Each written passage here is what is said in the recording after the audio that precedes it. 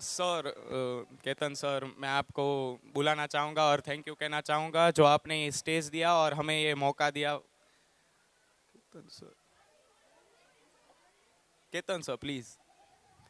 બોલ બેટા બોલ, અહીંયા જ છું, બોલ. अरे आपको थैंक यू बोलना चाहूँगा और प्लीज आइए ना। અરે ક્યાંથી આવું? ત્યાંથી જવું પડશે. હવે સર ચડી શકાતું નથી આમ. પેલા વંડિયું ઠપતા હતા, હવે યસ આમ ઓન ધ સ્ટેજ બેટા, યસ પ્લીઝ. कुछ नहीं सर, मैं आपको थैंक यू बोलना चाहूँगा। થેન્ક जो યુ आपने થેન્ક हमें- યુ થેન્ક યુ. બોલ. कुछ नहीं, थैंक यू ही बोलना चाहूँगा जो आपने हमें ये स्टेज दिया और ये मौका दिया इसलिए। ઓહો વાહ. અને સર આ બીજું એ પૂછવાનું હતું કે ધુરંધર નામ શું કામ એન્યુઅલ ફંક્શન, તમે કેવી રીતે ધુરંધર ઉપર પહોંચ્યા? એમ સરસ. એટલે ધુરંધર એટલા માટે હું છે ને, આમ તો જનરલી દર વખતે નામકરણ હું જ કરતો હોઉં છું એન્યુઅલ ફંક્શનનું. એટલે આ વખતે ખબર નહીં કે હું આ બધાના પરફોર્મન્સીસ જોતો હતો, એક પછી એક. પછી હું ક્લાસરૂમમાં જાઉં ને, જ્યારે રાઉન્ડમાં જાઉં, જ્યારે એ લોકોની એક્ઝામ ચાલતી હોય ત્યારે જાઉં, અથવા એ લોકો જ્યારે આવતા હોય કે જતા હોય ત્યારે હું જાઉં ને, ત્યારે ખરેખર મને એમ થયું, ઓલા ધુરંધર મૂવીમાં પેલો ભાઈ હતો ને, સ્પાય હતો, સ્પાય, જાસૂસ. એટલે આ લોકોને જોઈને મને એમ લાગે છે કે આ છે ને, આ સ્ટુડન્ટ્સ એ બધા અમારા જાસૂસ છે, અમારી જાસૂસી કરે છે. ક્લાસરૂમમાં ટીચર હોય એટલે એક ત્યાં ગેટ પાસે ઊભે અને બીજાને કે કાંઈ વાંધો નહીં, તમે કન્ટિન્યુ કરો. ટીચર આવે એટલે એમ કે આવી ગયા. પછી ટીચર જ્યારે બોર્ડ ઉપર વર્ક કરતા હોય ત્યારે પાછળ એ લોકો મસ્તી કરતા હોય, કંઈક નવી એક્ટિવિટી કરતા હોય. આ લોકોની જાસૂસી બહુ સારી છે. એટલે મને એવું લાગ્યું ખરેખર કે ઓલું ધુરંધર નથી સાચું, આ ધુરંધર સાચું છે. એમાં આ જેન્ઝી વાળા ધુરંધર તો બહુ ખતરનાક. હા, એટલે મેં આ વખતે એવું વિચાર કર્યું કે ભાઈ ઓલા પાસે તો એક જ ધુરંધર હતો, મારી પાસે તો હજારો ધુરંધર છે. 100% સાચી વાત. તો પછી એટલે ધુરંધર મેં કીધું નામકરણ કરી જ નાખો, કે આનું નામ હું ધુરંધર રાખી જ દઉં. એકથી એક નર્સરી LKGમાં હમણાં કેવું થયું, ધુરંધર કેવા ખબર છે? હું ત્યાં રાઉન્ડમાં ગયો, નાસ્તો કરતા હતા સ્ટુડન્ટ્સ. એટલે મેં કીધું બેટા શું નાસ્તો લાવ્યો છો, શું નાસ્તો લાવ્યો છો, બધાને પૂછતો હતો. એટલે એક સ્ટુડન્ટ LKGને મને પૂછ્યું, સર સવારે શું નાસ્તો કર્યો તો? એટલે મેં કીધું બેટા મેં તો ભાખરી ખાધી. જો ખોટું નહીં બોલવાનું, જૂઠું નહીં બોલવાનું, તમારું નાક મોટું થઈ જશે. જો તમે અડો તમારું નાક મોટું થઈ ગયું. મને નાક અડાડાયું ખરા. આવા ધુરંધર છે બોલો, LKG વાળા. હવે તમને ખબર છે ને, આ બધી ઇન્સ્ટાગ્રામ જનરેશન છે, એમાં હવે તમને લોકોને જ જોવે છે. કાલથી મને એક ને એક જ ક્વેશ્ચન પૂછે કે જય શિવાની આવવાના છે, જય શિવાની આવવાના છે, જય શિવાની આવવાના છે, જય શિવાની આવવાના છે. બોલો. હવે આમ તો સર અમારા કોઈ સ્ટુડન્ટ મોબાઈલ નથી જોતા હો, તમને કહી દઉં. ના ના સર, સવાલ જ ના, નથી. કોઈ નો જોવે નો અડે જોવે, નહીં નો મોબાઈલ જોવે. ઘરે જરાય. ના જોજો. પેરેન્ટ્સ આપે જ નહીં મોબાઈલ હાથમાં. હા, નો આપતા. હા, ખાલી જય શિવાની જોવા જ આપજો. વળી આ લોકો વયા જશે અડધું મૂકીને. સારું, ચલો. હવે મને જેમ કે તમે બોલાવ્યો છે તો છેલ્લે but I would like to thank and welcome everyone for this function ધુરંધર.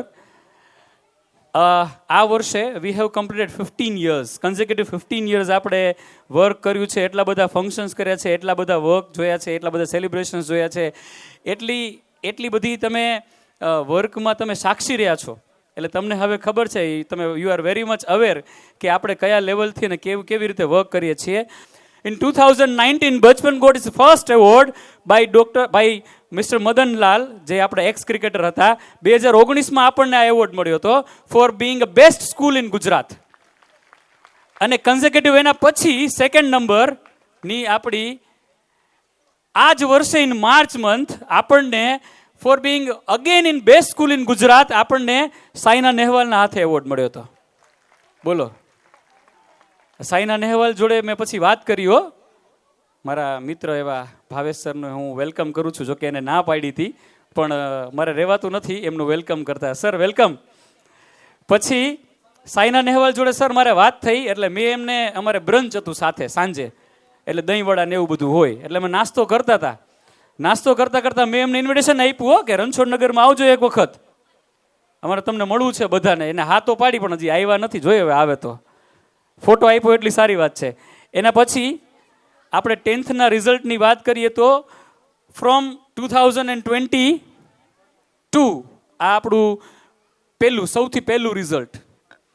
એના પછી સેકન્ડ કન્ઝેક્યુટિવ રિઝલ્ટ 98.60 થી પર્સન્ટેજ હાઈએસ્ટ ના જુઓ, જેટલા સ્ટુડન્ટ અપિયર થાય છે ને એમાંથી 50% સ્ટુડન્ટ્સ 90+ PR લઈને આવે છે. એટલે ખાલી સ્ટેજ ઉપર નહીં હો, બોર્ડમાં પણ સ્ટુડન્ટ્સ આપણું બહુ ધુરંધર પરફોર્મન્સ કરે છે. સર, જય સર, અમેઝિંગ સર. હા એમ બોર્ડમાં જ્યારે બેસે છે ને ત્યારે આ બધા ધુરંધર જ બેસે છે. એના પછી 23 98.60 થી લઈ સર આમાં હું તમને કહું 50 students appeared for the board examination. 25 છોકરા 90+ PR ઉપર હતા. 25 છોકરા. તાળીઓ થઈ જાય પેરેન્ટ્સ. એટલે 90% થી ઉપર 25 છોકરા, એટલે અડધાથી વધારે છોકરા તો 90 વાળા છે મારી પાસે. અને એના પછીનું આ રિઝલ્ટ 2024, આ આંકડો વધતો જ જાય છે. જોજો 90+ PR લેવાનો આંકડો વધતો જાય છે. એટલે સર ધુરંધર અહીંયા છે અને ધુરંધર બોર્ડમાંય છે. ધુરંધરોની સંખ્યા વધતી જાય. હા, હવે તમને ખબર પડે ને શું કરવા ધુરંધર નામ રાખ્યું? 100%. હા એમ. હવે આ શું કરવા થાય છે આવું એ તમને દેખાડું. એના પછી 25 જો તમે result is increasing day by day. અને અત્યારે આ બધા સ્ટુડન્ટ્સે એમને ડાન્સ પરફોર્મ કર્યું હતું જો. એટલે બોર્ડનું રિઝલ્ટ લાવવાની જે આ પરંપરા છે, every year more than 50% students are scoring 90+ PR. એટલે આ છે ને આ મહેનત સ્ટુડન્ટ્સની છે, ટીચર્સની છે, ટીમની છે. હું છે ને દર વખતે કહું છું કે જે નર્સરીના સ્ટુડન્ટ્સ હોય છે એમના ટીચર્સ અને 10th ટીચર્સને હું ઇક્વલી એ લોકોને રિસ્પેક્ટ આપું છું. શું કરવા? ક્યારેક બિકોઝ જે લોકો નાના છે, જે લોકોનો પહેલો પાયો છે, ફર્સ્ટ છે, એ લોકોનું first day of the school, અને જે ટીચર્સ સાચવે છે, નાનેથી મોટા કરે છે. મોટા સ્ટુડન્ટ્સને તો બધા વર્ક કરાવે છે સર, પણ નાના સ્ટુડન્ટ્સને વર્ક કરાવવું ને it is salute. Agree sir. એટલે નાનાથી લઈને મોટા સુધીમાં જે વર્ક થાય છે એ અત્યારે આપણે જોયું. Thank you very much for the presence. હવે આપણે આગળના 2 પરફોર્મન્સીસ બાકી છે. એના પછી જે આપણું મેઇન પરફોર્મન્સ છે કાર્નિવલ, એ પણ આપણે કરીએ. હવે 15 થી 20 મિનિટમાં આપણે આપણું ફંક્શન પૂરું કરશું. થોડી વાર શાંતિથી બેસીએ. ગુજરાતી મીડિયમના અવોર્ડ્સ આજે નથી, એમના અવોર્ડ્સ પછીથી છે. ઇંગ્લિશ મીડિયમના અવોર્ડ્સ જ આજે છે.